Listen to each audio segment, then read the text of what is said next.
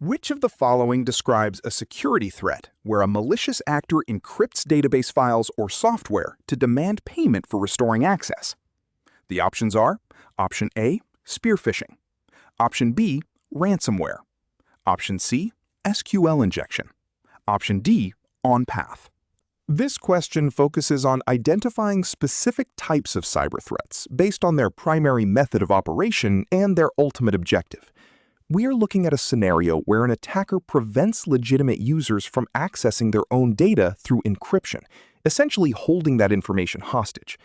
It is important to distinguish between attacks that seek to steal information, attacks that inject malicious commands, and those specifically aimed at forcing a financial transaction to recover access to locked resources.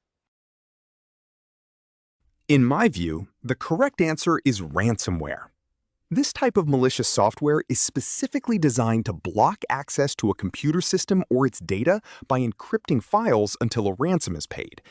The attacker's goal is to force a payment in exchange for the decryption key.